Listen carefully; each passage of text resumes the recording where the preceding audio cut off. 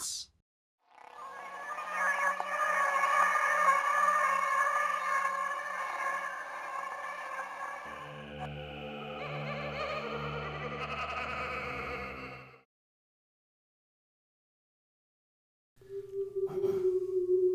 Sometimes being young and curious can lead you down a dark path, and for these two girls, they are about to learn how quickly connecting with a spirit can escalate. So turn out the lights and pull up the covers as I share a tale of the paranormal. One Christmas, I received a Ouija board as a present. I was 13 at the time and would get together with my best friend to play it. Nothing out of the ordinary would happen when we played, until one night when we decided to contact a deceased relative. We shut her bedroom door, turned out the lights, and lit several candles around the room to set the atmosphere. We sat on the floor with our legs crisscrossed and the Ouija board placed over the top of them. We called out to the shadows of the room, hoping my aunt would come through.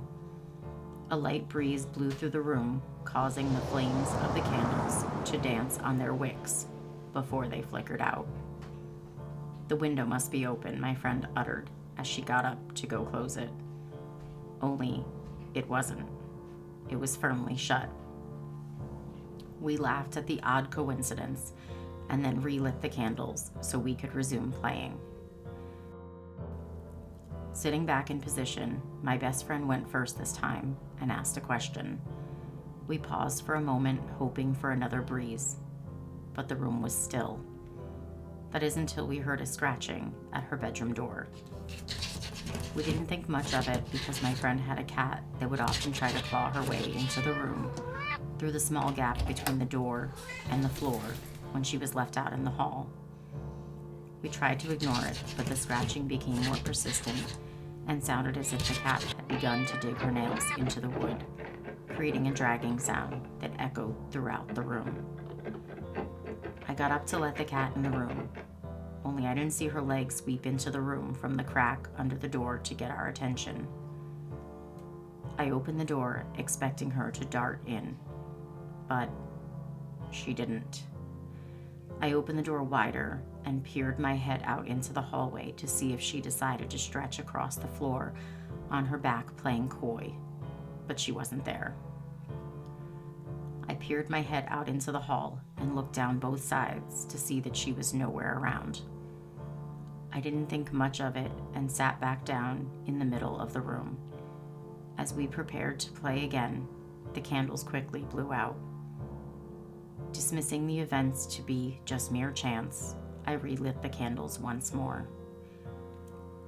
When we placed our fingers on the planchette, it began to move quickly around the board before we could ask another question. As it grew faster, circling the letters, our fingers slipped off of the planchette. However, the planchette continued to move on its own, spelling out a full sentence before sliding completely off of the board and onto the floor. "Watch out for open zippers and empty beds." The candles blew out a third time. A weight slowly fell over the room as it appeared that the room grew darker than it already had been. The silence became deafening, and it felt as if someone or something was watching us within the shadows of her room. A coldness wrapped itself around us, causing the hair on the back of our necks to stand up.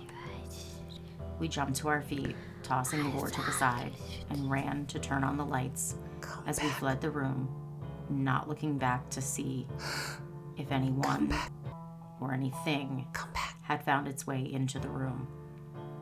We ran downstairs to find my best friend's parents, but were too scared to tell them what happened. We prayed a lot that night and slept downstairs. We never did learn the meaning of the spirit's message. Now, I can't speak for my friend, but I can tell you that was the last time I ever played the Ouija board. Come back. Come back.